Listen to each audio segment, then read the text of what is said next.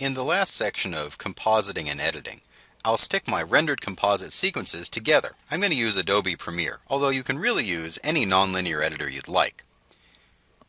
Ideally, by the time we get down to editing, we should be simply assembling footage.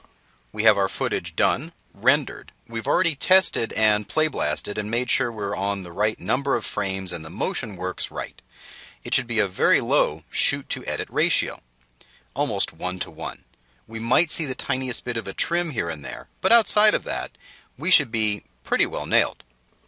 In Premiere, I'll make a new project, and I'll browse this over to my compositing and editing folder.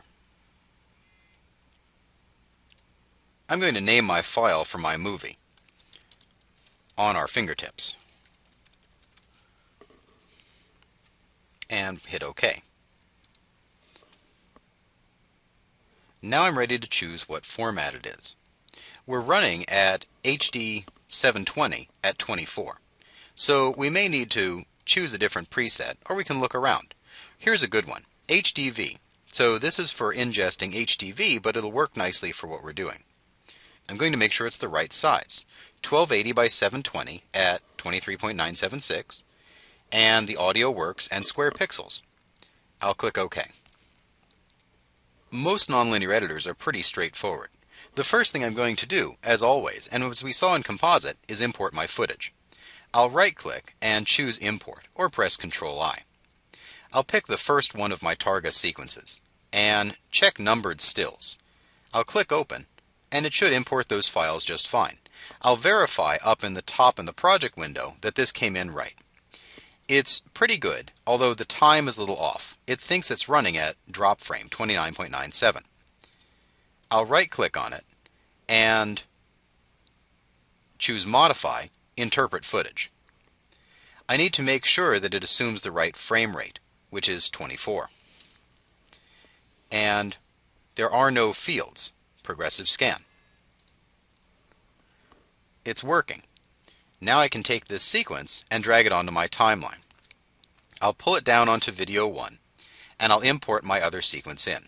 Right-clicking, choosing Import, and picking the next one down. Here's Scene 1, Shot 2. I'll pick the first one and check Numbered Stills, and make sure it imports correctly. I'll do the same thing, right-clicking on it, choosing Modify, and Interpret Footage.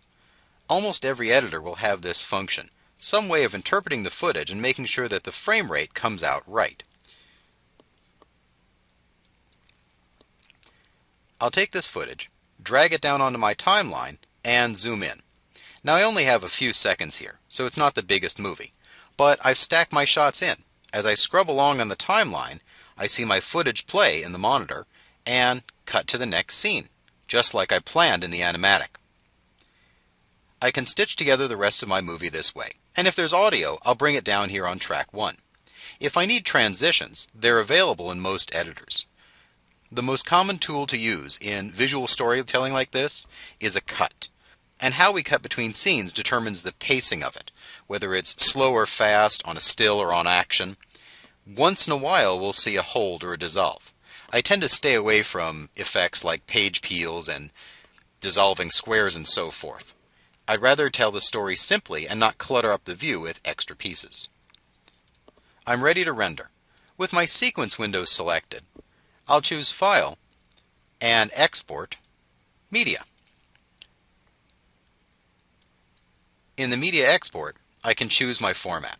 I'm going to render this out as a QuickTime file, and I've got a preset in here for NTSC DV24P, and I'll go in and check the compression. Is it working right? Well, here's the video codec, and with QuickTime I have a lot of options. Here's H.264. I'll pick H.264 and scroll down and make sure the quality is up, and make sure the resolution works.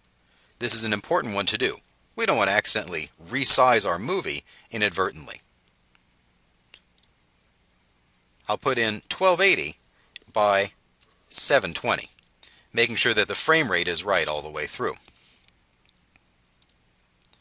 If there's audio or other things to put in, I can put it in there.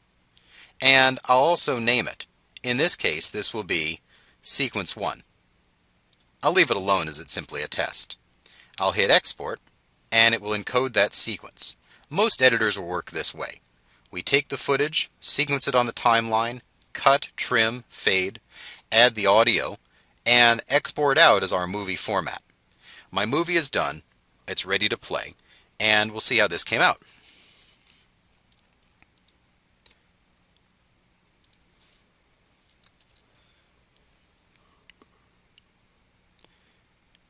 Here's my final movie.